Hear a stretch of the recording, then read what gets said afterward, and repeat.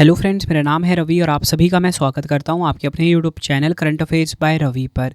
Friends, आज मैं आपके लिए 29 जून 2024 के डेली करंट अफेयर्स के क्वेश्चन इस वीडियो में लेकर आया हूं। मैंने आपके लिए सभी क्वेश्चन सेलेक्टेड और इम्पॉर्टेंट लिए हैं।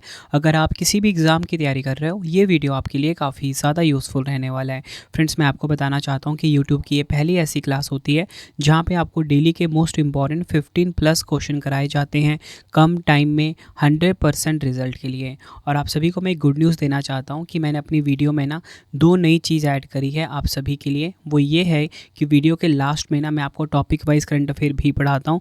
हर दिन एक नया टॉपिक होता है। तो आज आपको मैं महत्वपूर्ण सूचकांक से जुड़े हुए टॉप 10 क्वेश्चन करवाने वाला हूँ। और दूसरी नई चीज़ आप सभी के लिए ऐड क्या करी है कि मैं अपनी वीडियो में लास्ट में डेली जीके का बूस्टर भी चलाता हूँ। तो आज आपको मैं आधुनिक इतिहास में स्वतंत्रता के लिए संघर्ष इस टॉपिक से रिलेटेड टॉप 10 क्वेश्चन करवाने वाला हूँ। फ्रेंड्स, देखिए, अगर आप मेरे से डेली क्लास ले रहे हो, आप करंट अफेयर में एक्सपर्ट तो हो ही रहे हो, साथ में ही आप जीएस में भी एक्सपर्ट हो जाओगे टाइम के साथ। तो चलिए हम स्टार्ट करते हैं आज के पहले क्वेश्चन से। पहला क्वेश्चन स्टार्ट करने से पहले पिछले कल जो मैंने आपको टॉप 15 क्वेश्चन करवाए थे उनका फटाफट से क्विक रिवीजन कर लेते हैं। तो हमारा पहला क्वेश्चन है, जून 2024 में कौन सा देश अंतर्राष्ट्रीय सौर गठबंधन यानी कि आईएसए का 100वां सदस्य देश बन गया है? आंसर हो जाएगा पैराग्वे। किसे एसबीआई जनरल इंश्योरेंस के नए एमडी और सीईओ के रूप में नियुक्त किया गया है? आंसर हो जाएगा नवीन चंद्र झा को। किसे प्रतिष्ठित पेन पिंटर पुरस्कार 2024 से सम्मानित किया गया है? आंसर हो जाएगा अरुंधति रॉय। अगला question, QS best student cities ranking 2025 में कौन से भारतीय शहर को शीर्ष स्थान मिला है? दिल्ली। जून 2024 में किसे फिर से 1 साल के विस्तार के साथ राष्ट्रीय मानवाधिकार आयोग यानी कि एनएचआरसी के महासचिव के रूप में नियुक्त किया गया है? भरत लाल। अगला क्वेश्चन है, जून 2024 में T20 क्रिकेट में 200 से ज़्यादा छक्के लगाने वाले दुनिया के पहले बल्लेबाज कौन बन गए हैं? रोहित शर्मा। अगला क्वेश्चन है, भारत के पहले एआई विश्वविद्यालय यूनिवर्सल एआई यूनिवर्सिटी के कुलपति पद पर किसे नियुक्त किया गया है? साइमन मॉक को। जून 2024 में किस राज्य की विधानसभा ने राज्य का नाम बदलने के प्रस्ताव को दूसरी बार पारित किया है? केरल। जून 2024 में दुनिया के नंबर 1 पैरा बैडमिंटन खिलाड़ी कौन बने हैं? सुहास यथिराज। जून 2024 में किस राज्य को भारत का पहला global centre for enterprise risk management स्थापित करने के लिए लाइसेंस प्रदान किया गया है? ओडिशा। नेक्स्ट है, जून 2024 में सुबोर्नो इसाक बारी दुनिया के सबसे कम उम्र के ग्रेजुएट बने हैं। इनकी उम्र कितनी है? 12 वर्ष।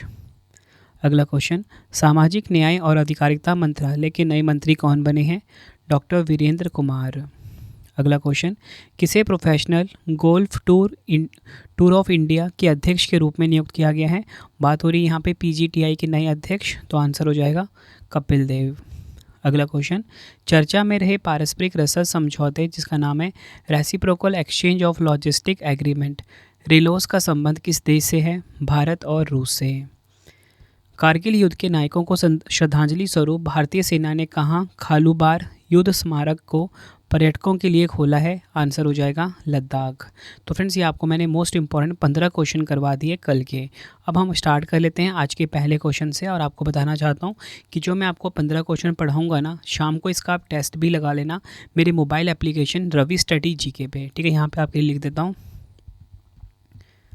बाकी इन्फॉर्मेशन आपको मैं वीडियो के लास्ट में दूंगा। तो चलिए हम स्टार्ट कर लेते हैं आज के पहले क्वेश्चन से। पहला क्वेश्चन है हमारा, जून 2024 में किसे अगले विदेश सचिव यानी कि फॉरेन सेक्रेटरी के रूप में नियुक्त किया गया है? राइट आंसर हो जाएगा ऑप्शन डी, विक्रम मिस्त्री।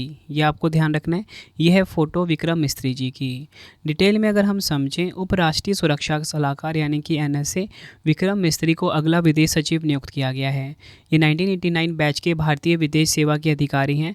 आपको बताना चाहता हूँ, विक्रम मिस्त्री विनय मोहन क्वात्रा का स्थान लेंगे, जिन्हें इस वर्ष मार्च में 6 महीने का विस्तार दिया गया था। आपको बताना चाहता हूँ, विक्रम मिस्त्री का जन्म 7 नवंबर 1964 को जम्मू कश्मीर के श्रीनगर में हुआ था। आगे अगर हम बात करें विदेश सचिव के बारे में यानी कि फॉरेन सेक्रेटरी के बारे में, भारत के शीर्ष राजनयिक और विदेश मंत्रालय के प्रशासनिक प्रमुख होते हैं। इसकी स्थापना हुई थी 16 अप्रैल 1948 को। मुख्यालय कहाँ पर है? नई दिल्ली में। और आपको बताना चाहता हूँ, भारत सरकार के सचिव रैंक के एक अधिकारी के रूप में विदेश सचिव भारतीय वरीयता क्रम में 23वें स्थान पर हुए हैं। ये आपको ध्यान रखना है। देखिए फ्रेंड्स, यहाँ पे मैंने आपको ये तो बता दिया कि जो विक्रम मिस्त्री हैं ये भारत के नए विदेश सचिव बनेंगे, ठीक है। तो जब आप बाकी के ऑप्शन यहाँ पे देख रहे होंगे ना, सभी नाम आपको यहाँ पे जाने पहचाने लग रहे होंगे, तो इनको भी हम एक बार डिस्कस कर लेते हैं। सबसे पहले हम बात करते हैं वंदिता कौल जी की। तो आपको बताना चाहता हूँ, इनको ना डाक विभाग में सचिव बनाया गया है, ठीक है। अगर हम बात करें अतुल कुमार चौधरी की, इनको ट्राई का नया सचिव बनाया गया है। ट्राई का फुल फॉर्म क्या होता है? भारतीय दूरसंचार नियामक प्राधिकरण। और अगर हम बात करें पीके मिश्रा जी की, तो पीके मिश्रा जी को पीएम मोदी का सचिव बनाया गया है। ये आपको ध्यान रखना है। और मैंने आपको बता दिया, विक्रम मिस्त्री हमारे देश के अगले विदेश सचिव बनेंगे। अगला क्वेश्चन है हमारा, जून 2024 में किसे 12वें विश्व हिंदी सम्मान 2023 से सम्मानित किया गया है? राइट आंसर हो जाएगा इस क्वेश्चन का ऑप्शन सी, उषा ठाकुर जी को। डिटेल में अगर हम समझें इस क्वेश्चन को, डॉक्टर उषा ठाकुर को नेपाल में भारतीय दूतावास द्वारा आयोजित हिंदी संवाद कार्यक्रम में हिंदी साहित्य के विकास में उनके योगदान के लिए 12वें विश्व हिंदी सम्मान से सम्मानित किया गया है। उन्होंने हिंदी और नेपाली में 40 से अधिक साहित्य का अनुवाद किया है और हिंदी भाषा को मजबूत किया है। यह पुरस्कार भारत सरकार के विदेश मंत्रालय द्वारा दिया जाता है। आगे अगर हम बात करें, 12वां विश्व हिंदी सम्मेलन 2023 जो है ये फिजी में आयोजित किया गया था, लेकिन डॉक्टर ठाकुर फिजी में आयोजित इस सम्मेलन में शामिल नहीं हो सकी, इसलिए उन्हें काठमांडू के त्रिभुवन विश्वविद्यालय में आयोजित एक कार्यक्रम में यह पुरस्कार दिया गया। तो आपको ध्यान क्या रखना है, 12वां विश्व हिंदी सम्मान 2023 जो है ये उषा ठाकुर जी को दिया गया है। अगला क्वेश्चन है हमारा, राष्ट्रीय सांख्यिकी दिवस 2024 यानी कि नेशनल स्टैटिस्टिक्स डे 2024 कब मनाया गया? राइट आंसर हो जाता है ऑप्शन ए, 29 जून को। डिटेल में अगर हम समझें इस क्वेश्चन को, प्रत्येक वर्ष 29 जून को राष्ट्रीय सांख्यिकी दिवस के रूप में मनाया जाता है। यह दिन भारतीय सांख्यिकी के जनक पीसी महालनोबिस के सम्मान में मनाया जाता है। आपको बताना चाहता हूँ, प्रशांत चंद्र महालनोबिस का जन्म 29 जुलाई 1893 को कोलकाता में हुआ था। इस दिन को मनाने का उद्देश्य दैनिक जीवन और नीति निर्माण में सांख्यिकी के महत्व को उजागर करना। कोई भी जो दिवस वाला क्वेश्चन होता है ना फ्रेंड्स, उसकी थीम काफ़ी इंपॉर्टेंट होती है, और अगर थीम छोटी हो ना तो एग्ज़ाम के लिए मोस्ट इंपॉर्टेंट हो जाती है। तो फ्रेंड्स, ये जो दिवस है ना, राष्ट्रीय सांख्यिकी दिवस 2024, इसकी थीम आपके एग्ज़ाम के लिए मोस्ट इंपॉर्टेंट रहेगी। तो थीम है निर्णय लेने के लिए डेटा का उपयोग, इंग्लिश में होगा use of data for decision making. राष्ट्रीय सांख्यिकी दिवस पहली बार 2007 में मनाया गया था। नेक्स्ट है हमारा क्वेश्चन, वर्ष 2024 में प्रथम अंतर्राष्ट्रीय डेयरी फेडरेशन यानी कि IDF एशिया प्रशांत शिखर सम्मेलन का आयोजन कहाँ पर हुआ है? काफ़ी इंपॉर्टेंट क्वेश्चन है एग्ज़ाम के लिए। राइट आंसर हो जाएगा ऑप्शन सी, केरल के कोच्चि में। ये आपको ध्यान रखना है। डिटेल में अगर हम समझें इस क्वेश्चन को, मत्स्य पालन, पशुपालन और डेयरी मंत्रालय, भारत सरकार, राष्ट्रीय डेयरी विकास बोर्ड और अंतर्राष्ट्रीय डेयरी महासंघ IDF ने संयुक्त रूप से कोच्चि केरल में पहला IDF क्षेत्रीय डेयरी सम्मेलन एशिया प्रशांत 2024 आयोजित किया है। इसका लक्ष्य डेयरी क्षेत्र को प्रभावित करने वाले प्रमुख मुद्दों को व्यापक रूप से निर्देशित करना है। इस सम्मेलन की थीम क्या है ये देख लेते हैं। डेयरी में किसान परंपरागत नवाचार, इंग्लिश में क्या होगा, farmer centric innovation in dairying. बात फ्रेंड्स यहाँ पे केरल की हुई है। केरल के बारे में जान लेते हैं। इसकी स्थापना हुई थी 1 नवंबर 1956 को। राजधानी है तिरुवनंतपुरम। मुख्यमंत्री पिनाराई विजयन जी हैं। राज्यपाल आरिफ मोहम्मद खान हैं। नेक्स्ट है हमारा क्वेश्चन, राष्ट्रमंडल लघु कथा पुरस्कार 2024 से किस भारतीय को सम्मानित किया गया है? राइट आंसर हो जाएगा ऑप्शन डी, संजना ठाकुर को। डिटेल में अगर हम समझें, सबसे पहले आप फ़ोटो देख लीजिए, ये है संजना ठाकुर जी की फ़ोटो। डिटेल में अगर हम समझें, मुंबई की 26 वर्षीय लेखिका संजना ठाकुर ने अपनी कहानी ऐश्वर्या राय के लिए 2024 का राष्ट्रमंडल लघु कथा पुरस्कार जीता है। यह कहानी एक ऐसी महिला के बारे में है जो स्थानीय आश्रय गृह से संभावित माताओं को आजमाती है। इनको 5,000 पाउंड का नगद पुरस्कार दिया गया है।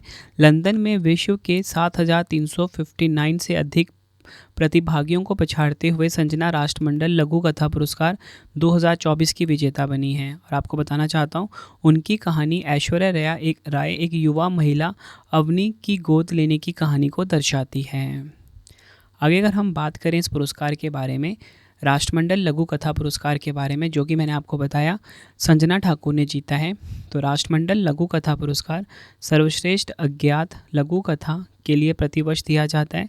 राष्ट्रमंडल लघु कथा पुरस्कार का प्रबंधन राष्ट्रमंडल फाउंडेशन करता है। संजना ठाकुर यह पुरस्कार जीतने वाले तीसरे भारतीय लेखक हैं, जिसकी शुरुआत 2012 में हुई थी। इससे पहले यह पुरस्कार भारतीय लेखक पराशर कुलकर्णी को उनकी कहानी काऊ एंड कंपनी और कृतिका पांडे को the great Indian T and snacks के लिए मिला था। यह आपको ध्यान रखना है। अगला क्वेश्चन है हमारा, भारतीय लोक और जनजातीय कला प्रदर्शनी जिसका नाम है हुनर कहाँ प्रारंभ हुई है? राइट आंसर हो जाएगा ऑप्शन सी, संयुक्त अरब अमीरात के दुबई में। काफ़ी इंपॉर्टेंट क्वेश्चन है आपके एग्ज़ाम के लिए। डिटेल में अगर हम समझें इस क्वेश्चन को, दुबई आर्ट सेंटर ने एक प्रमुख और दीर्घकालिक कला संस्थान हुनर प्रदर्शनी का आयोजन किया है। प्रदर्शनी में भारतीय लोक और जनजातीय कला का मनोरम प्रदर्शन किया गया। इसमें भारत की ऐपन कला जो कि उत्तराखंड की है, मधुबनी कला बिहार की, वर्ली कला महाराष्ट्र की, जीवंत भित्ति चित्र केरल की, जटिल मुरिया कला छत्तीसगढ़ आदि शामिल है। हुनर प्रदर्शनी दुबई में कला प्रेमियों को भारतीय लोक और जनजातीय कला की विविध दुनिया में डूबने का एक अनूठा अवसर प्रदान करती है। अगर फ्रेंड्स हम बात करें यूएई की, यानी कि संयुक्त अरब अमीरात की, एशिया महाद्वीप में स्थित एक देश है। राजधानी इसकी अबू धाबी है। मुद्रा दिरहम है। राष्ट्रपति या बोल सकते हो यहाँ के जो प्रिंस है मोहम्मद बिन जायद अल नहयान है और प्रधानमंत्री हैं मोहम्मद बिन राशिद अल मखतूम। फ्रेंड्स यहाँ पे बात हुई है यूएई देश की। इसकी मैं आपको लोकेशन दिखा देता हूँ वर्ल्ड मैप के ऊपर। सबसे पहले फ्रेंड्स ये देखिए, ये हमारा प्यारा भारत है, ठीक है। और जब आप यहाँ पे देखोगे पश्चिमी साइड, यहाँ पे आपको छोटा सा एक देश दिख रहा है, यही है देश यूएई, ठीक है। उसकी मैं आपको जूम करता हूँ तो देखिए फ्रेंड्स, ये है यूएई देश, ठीक है। और ये हमारा प्यारा भारत आप देख रहे हो। तो चलिए फ्रेंड्स, अब हम नेक्स्ट क्वेश्चन कर लेते हैं। हमारा अगला क्वेश्चन है, जून 2024 में भारत की सबसे बड़ी तेंदुआ सफारी का उद्घाटन कहाँ किया गया है? राइट आंसर हो जाएगा इस क्वेश्चन का हमारा ऑप्शन ए, बनेरघट्टा जैविक उद्यान। कहाँ पर है ये? कर्नाटक में। डिटेल में अगर हम समझें, दक्षिण भारत की पहली और देश की सबसे बड़ी तेंदुआ सफारी का उद्घाटन कर्नाटक के वन, पारिस्थितिकी एवं पर्यावरण मंत्री ईश्वर खंडारे ने बनेरघट्टा जैविक उद्यान में किया है। वर्तमान में सफारी के लिए खुले वन क्षेत्र में 8 तेंदुए छोड़े गए हैं। अगर हम बात करें बनेरघट्टा राष्ट्रीय उद्यान की, इसकी जो अवस्थिति है ये कर्नाटक के बेंगलुरु के पास अनेकल रेंज की पहाड़ियों में स्थित है। इसे वर्ष 1974 में राष्ट्रीय उद्यान घोषित किया गया था। और आपको बताना चाहता हूँ ये किस नदी के किनारे है? स्वर्णमुखी धारा, जो पार्क के जानवरों के लिए जल का मुख्य स्रोत है, पार्क के केंद्र से होकर गुजरती है। अगर हम बात करें यहाँ पे कर्नाटक राज्य की, स्थापना हुई थी इसकी 1 नवंबर 1956 को। राजधानी बेंगलुरु है। मुख्यमंत्री सिद्धारमैया है। राज्यपाल थावरचंद गहलोत हैं। और आपको ध्यान क्या रखना है, भारत की जो सबसे बड़ी तेंदुआ सफारी जो उसका उद्घाटन कहाँ पर हुआ है? कर्नाटक के बनेरघट्टा जैविक उद्यान में। नेक्स्ट है हमारा question, sustainable governance champion award 2024 से किसे सम्मानित किया गया है? राइट आंसर हो जाएगा option A, garden rich ship builders and engineer, जिसे कि शॉर्ट में GRSE बोलते हैं। हेडक्वार्टर कहाँ पे है? कोलकाता में। इसे सम्मानित किया गया है sustainable governance champion award 2024। Detail में अगर हम समझें, garden rich ship builders and engineers limited को सस्टेनेबल गवर्नेंस चैंपियन अवार्ड 2024 से सम्मानित किया गया है। यह पुरस्कार outlook planet sustainability summit and awards 2024 के दौरान प्रदान किया गया है, जिसमें स्थिरता के प्रति GRSE की प्रतिबद्धता को रेखांकित किया गया है। अगर हम बात करें GRSE की, इसकी स्थापना 1884 में हुई थी। मुख्यालय कोलकाता पश्चिम बंगाल में है। अध्यक्ष हैं PR हरी। अगला क्वेश्चन है हमारा, राष्ट्रीय बीमा जागरूकता दिवस 2024 कब मनाया गया है? बात हो रही है नेशनल इंश्योरेंस अवेयरनेस डे की। तो राइट आंसर हो जाएगा ऑप्शन बी, 28 जून को। डिटेल में अगर हम समझें, राष्ट्रीय बीमा जागरूकता दिवस हर साल 28 जून को मनाया जाता है। इस दिन को मनाने का उद्देश्य लोगों के जीवन में बीमा के महत्व को उजागर करना और इससे जुड़ी सही जानकारी को लोगों तक पहुंचाना है। एक अंग्रेजी अर्थशास्त्री चिकित्सक निकोलस बार्बर ने 1666 में पहली अग्नि बीमा कंपनी की स्थापना की थी। अगला क्वेश्चन है हमारा, एग्जाम के लिए काफ़ी इंपॉर्टेंट है। नियंत्रक एवं महालेखा परीक्षक CAG गिरीश चंद्र मुर्मू जी ने भारत के पहले संग्रहालय जिसका नाम है Chadwick house navigating audit heritage का उद्घाटन कहाँ पर किया है? राइट आंसर हो जाएगा इस क्वेश्चन का हमारा ऑप्शन सी, हिमाचल प्रदेश के शिमला में। डिटेल में अगर हम समझें, भारत के नियंत्रक और महालेखा परीक्षक CAG गिरीश चंद्र मुर्मू जी ने शिमला में Chadwick house navigating audit heritage संग्रहालय का उद्घाटन किया है। स्वतंत्रता के बाद 1950 में यहाँ भारतीय लेखा परीक्षा और लेखा सेवा के लिए एक प्रशिक्षण विद्यालय शुरू किया गया था। CAG संस्था की समृद्ध विरासत तथा राष्ट्र के शासन में उनके योगदान के इतिहास को दर्शाता है। शिमला का चैडविक हाउस वह स्थान होने के लिए उल्लेखनीय है जहां महात्मा गांधी 1946 में कैबिनेट मिशन की बैठक के दौरान रुके थे। तो आपको यहां पे ध्यान क्या रखना है, जो CAG हैं गिरीश चंद्र मुर्मू जी ने, इन्होंने भारत के पहले संग्रहालय Chadwick house navigating audit heritage का उद्घाटन किया है हिमाचल प्रदेश के शिमला में। नेक्स्ट है हमारा क्वेश्चन, जून 2024 में अंतर्राष्ट्रीय क्रिकेट से संन्यास लेने वाले डेविड वार्नर का संबंध किस देश से है? राइट आंसर हो जाएगा ऑप्शन डी, ऑस्ट्रेलिया से। फ्रेंड्स, ये आप फोटो देख रहे हो, ये है डेविड वार्नर की फ़ोटो। डेविड वार्नर ने आधिकारिक तौर पर अंतर्राष्ट्रीय क्रिकेट से संन्यास ले लिया है। वार्नर ने संन्यास का ऐलान ऑस्ट्रेलिया के T20 वर्ल्ड कप 2024 के अंत के साथ किया है। उन्होंने वनडे वर्ल्ड कप 2023 में अपना आखिरी वनडे मैच खेला था। इसके बाद जनवरी 2024 में पाकिस्तान के खिलाफ अपना आखिरी टेस्ट मैच खेला था। नेक्स्ट है हमारा क्वेश्चन, जून 2024 में केंद्रीय मंत्री डॉक्टर जितेंद्र सिंह ने किस कंपनी को मिनी रत्न श्रेणी 1 का दर्जा देने की घोषणा की है?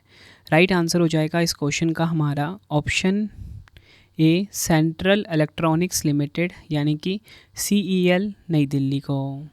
डिटेल में अगर हम समझें, केंद्रीय मंत्री डॉक्टर जितेंद्र सिंह ने गाजियाबाद परिसर में आयोजित सेंट्रल इलेक्ट्रॉनिक्स लिमिटेड CEL के स्वर्ण जयंती समारोह में कंपनी को मिनी रत्न श्रेणी 1 का दर्जा देने की घोषणा की है। 50 वर्षों की सेवा का जश्न मनाते हुए CEL लगभग 58 करोड़ रुपए के सराहनीय शुद्ध लाभ के साथ घाटे में चल रहे PSU से लाभदायक में बदल गया है और लगातार 3 वर्षों तक भारत सरकार को लाभांश का भुगतान किया है। मैं आपको बताना चाहता हूँ मिनी रत्न श्रेणी 1 के बारे में। मिनी रत्न श्रेणी 1 का दर्जा प्राप्त करने के लिए आवश्यक है कि कंपनी ने पिछले 3 वर्षों से लगातार लाभ प्राप्त किया हो तथा 3 साल में एक बार कम से कम 30 करोड़ रुपए का शुद्ध लाभ अर्जित किया हो। उदाहरण के लिए श्रेणी 1 की जो कंपनियां हैं वो हैं भारतीय विमानपत्तन प्राधिकरण, ठीक है, एंट्रिक्स कॉरपोरेशन लिमिटेड इत्यादि। अगर हम बात करें फ्रेंड्स यहाँ पे CEL कंपनी के बारे में यानी कि सेंट्रल इलेक्ट्रॉनिक्स लिमिटेड के बारे में, इसकी स्थापना हुई थी 26 जून 1974 को। मुख्यालय कहाँ पर है? नई दिल्ली में। और इसके अध्यक्ष एवं प्रबंध निदेशक का नाम है चेतन प्रकाश जैन।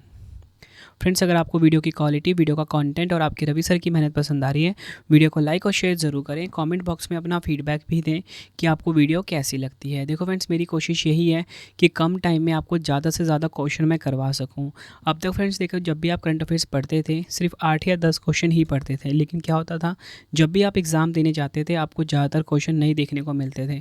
उसका रीज़न ये था फ्रेंड्स कि आप कंप्लीट नहीं पढ़ते। तो उसी प्रॉब्लम को दूर करने के लिए मैंने करंट अफेयर की क्लास स्टार्ट करी और डेली के आपको 15 इंपॉर्टेंट क्वेश्चन करवाता हूं हर दिन। तो चलिए अब हम नेक्स्ट क्वेश्चन देख लेते हैं। भारत के नए संसदीय कार्य मंत्री तथा अल्पसंख्यक कार्य मंत्री कौन बने हैं?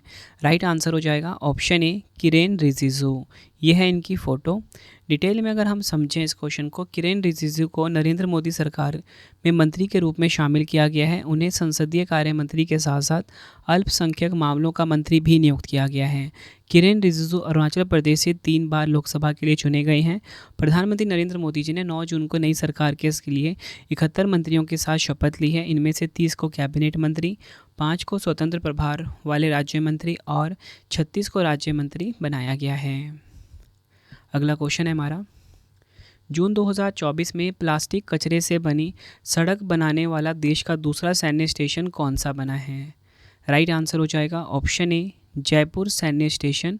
कहाँ पर है? राजस्थान में। डिटेल में अगर हम समझें, जयपुर मिलिट्री स्टेशन में Sagat Singh road under bridge से कब्स कॉर्नर कॉम्प्लेक्स तक 100 मीटर लंबी पहली प्लास्टिक वेस्ट रोड का निर्माण किया गया है।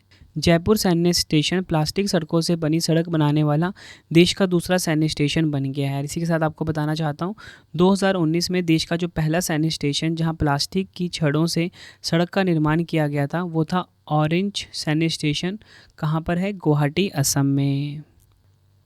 नेक्स्ट है हमारा क्वेश्चन, गामा रे विस्फोटों का अध्ययन करने के लिए किसने संयुक्त रूप से स्पेस वेरिएबल ऑब्जेक्ट्स मॉनिटर यानी कि SVOM मिशन लॉन्च किया है? राइट आंसर हो जाएगा इस क्वेश्चन का ऑप्शन सी, चीन और फ्रांस देश ने SVOM मिशन को लॉन्च किया है। डिटेल में अगर हम समझें SVOM मिशन के बारे में, सबसे पहले आपको फुल फॉर्म तो मैंने आपको क्वेश्चन में ही बता दिया। फुल फॉर्म होता है स्पेस वेरिएबल ऑब्जेक्ट्स मॉनिटर, ठीक है। तो फ्रांसीसी चीनी उपग्रह space variable objects monitor SVM को ले जाने वाला लॉन्ग मार्च 2C रॉकेट दक्षिणी पश्चिमी चीन से सफलतापूर्वक उड़ान भर गया है। 930 किलोग्राम वजनी और दोनों देशों के उपकरणों से सुसज्जित SVOM का उद्देश्य ब्रह्मांड के सबसे शक्तिशाली विस्फोटों गामा रे विस्फोटों का पता लगाना और उनका अध्ययन करना है। एक बार मिल जाने के बाद उपग्रह उनके विद्युत चुंबकीय विकिरण गुणों को मापेगा और उनका अध्ययन करेगा। यह डेटा आकाशगंगाओं और गैस बादलों के निर्माण और परिवर्तन को समझने के लिए महत्वपूर्ण है। तो फ्रेंड्स, ये आपको मैंने मोस्ट इंपॉर्टेंट 15 क्वेश्चन करवा दिए आज के डेली करंट अफेयर्स के। ठीक है फ्रेंड्स, अब आपका ना पहला फेज़ कंप्लीट हो गया। अब इस वीडियो का सेकंड फेज़ स्टार्ट हो गया है। इसमें मैं आपको टॉपिक वाइज करंट अफेयर पढ़ाता हूँ और आज आपको मैं महत्वपूर्ण सूचकांक 2024 से जुड़े हुए टॉप 10 क्वेश्चन करवाने वाला हूँ सिर्फ 1 से 2 मिनट में। तो हमारा पहला क्वेश्चन है वैश्विक ऊर्जा संक्रमण सूचकांक 2024। इसमें भारत को 63वां स्थान मिला, पहला मिला है स्वीडन को। मानव विकास सूचकांक 2024, इसमें 134वां स्थान मिला है भारत को, पहला मिला है स्विट्ज़रलैंड को। वैश्विक लैंगिक अंतराल सूचकांक 2024, 129वां स्थान मिला भारत को, पहला मिला आइसलैंड को। नेक्स्ट है वैश्विक शांति सूचकांक 2024, 116वां स्थान मिला है भारत को, पहला मिला आइसलैंड को। विश्व प्रेस स्वतंत्रता सूचकांक 159वां मिला भारत को, पहला मिला नॉर्वे को। नेक्स्ट है हमारा क्वेश्चन विश्व साइबर अपराध सूचकांक 2024, 10वां स्थान मिला भारत को, पहला मिला रूस को। पर्यावरण प्रदर्शन सूचकांक 2024 में 176वां स्थान मिला भारत को, पहला मिला एस्टोनिया को। वैश्विक भूख सूचकांक 2023 की बात कर लेते हैं, 111वां स्थान मिला है भारत को, पहला मिला बेलारूस। हुरुन ग्लोबल यूनिकॉर्न सूचकांक 2024, तीसरा स्थान मिला है भारत को, पहला मिला संयुक्त राज्य अमेरिका को। नेक्स्ट है हमारा क्वेश्चन बिजनेस एनवायरनमेंट रैंकिंग 2024 की बात करते हैं, 51वां स्थान मिला भारत को, पहला मिला सिंगापुर को। तो फ्रेंड्स, इस वीडियो का सेकंड फेज़ भी कंप्लीट हो गया जिसमें कि हमने टॉप 10 क्वेश्चन पढ़े महत्वपूर्ण सूचकांक से जुड़े हुए। अब इस वीडियो का थर्ड फेज़ आ गया है जिसमें कि मैं आपको डेली जीके बूस्टर में आज आपको आधुनिक इतिहास में स्वतंत्रता के लिए संघर्ष से जुड़े हुए टॉप 10 क्वेश्चन करवाऊंगा। ये सभी क्वेश्चन हैं जो पिछले एग्जामों में बार बार पूछे जाते हैं। तो हमारा पहला क्वेश्चन है डॉक्टर भीमराव अंबेडकर जी द्वारा प्रारंभ किया गया सत्याग्रह कौन सा था? आंसर हो जाएगा महार सत्याग्रह 1927 में। सोमनाथ बनर्जी और आनंद मोहन बोस ने इंडियन एसोसिएशन की स्थापना किस वर्ष की थी? 1876 में। नेक्स्ट है एनी बेसेंट ने होम रूल लीग की स्थापना किस वर्ष की? 1916 में, मद्रास में। चक्रवर्ती राजगोपालचारी ने स्वतंत्र पार्टी की स्थापना किस वर्ष की थी? 1959 में। चित्तरंजन दास और मोतीलाल नेहरू ने चुनाव लड़ने के लिए स्वराज पार्टी की स्थापना किस वर्ष की? 1923 में। रविंद्रनाथ टैगोर ने अपनी नाइटहुड की उपाधि कब त्याग दी थी? जलियांवाला बाग हत्याकांड के बाद 1919 में। विनोबा भावे ने भूदान आंदोलन की शुरुआत कहाँ से की थी? आंसर हो जाएगा पोचमपल्ली गांव, तेलंगाना से। 1934 में कांग्रेस सोशलिस्ट पार्टी की स्थापना किसके द्वारा की गई थी? जयप्रकाश नारायण द्वारा। कांग्रेस की महिला शाखा की स्थापना 1944 में किसके द्वारा की गई थी? सुचेता कृपलानी के द्वारा। भगत सिंह, सुखदेव और राजगुरु को फांसी कब दी गई? मार्च 1931 में। तो फ्रेंड्स, इस वीडियो का सेकंड फेज़ भी कंप्लीट हो गया। अब आपके लिए 2 क्वेश्चन का टेस्ट है, जिसका आंसर आप सभी ने मुझे कमेंट बॉक्स में देना है। तो पहला क्वेश्चन है, राष्ट्रीय सांख्यिकी दिवस 2024 कब मनाया गया? 4 ऑप्शन है आपके पास। दूसरा क्वेश्चन है टेस्ट का, राष्ट्रमंडल लघु कथा पुरस्कार 2024 से किसे सम्मानित किया गया है? दोनों क्वेश्चन का आंसर आपने मुझे कमेंट बॉक्स में देना है। वीडियो आपको कैसी लगी फीडबैक भी ज़रूर देना फ्रेंड्स। अब आपके लिए इंपॉर्टेंट इन्फॉर्मेशन कि अगर आपको रवि सर की ई बुक्स बाय करनी है कम टाइम में किसी भी एग्ज़ाम की तैयारी करने के लिए, तो वेबसाइट का नाम है www.ravibooks.pdf.com। यहाँ पे आपको मेरी current affairs, polity, geography, history, all subject की ई बुक मिल जाती है। कम टाइम में आप किसी भी एग्ज़ाम की तैयारी कर सकते हो मेरी ई बुक के द्वारा। ठीक है, यहाँ पर आपको polity, history, geography, monthly current affairs, all subject की बुक मिल जाती है। एक और इन्फॉर्मेशन आपके लिए ये है कि टेलीग्राम जरूर ज्वाइन कर लेना। करंट अफेयर्स बाय रवि नाम से है, यहाँ पे आपको डेली पीडीएफ्स मिल जाती हैं। साथ में ही जो मेरा मोबाइल एप्लीकेशन है रवि स्टडी जीके, इसे आप प्ले स्टोर से इंस्टॉल कर लीजिए। यहाँ पे आपको फ्री टेस्ट का ऑप्शन मिलेगा, यहाँ पे जाके आप डेली टेस्ट लगा सकते हो। ठीक है, वीडियो कैसी लगी मुझे कमेंट बॉक्स में ज़रूर बताइए फ्रेंड्स। वीडियो में आपको क्या इंप्रूवमेंट चाहिए मुझे आप कमेंट बॉक्स में ज़रूर बताना, ताकि मैं आपके लिए वो इंप्रूवमेंट कर सकूँ और अपनी वीडियो को मैं बहुत ही बेहतर बना सकूँ आप सभी के लिए। ठीक है, तो चलिए फ्रेंड्स, अब हम मिलते हैं नेक्स्ट वीडियो में। Thank you and wish you all the best.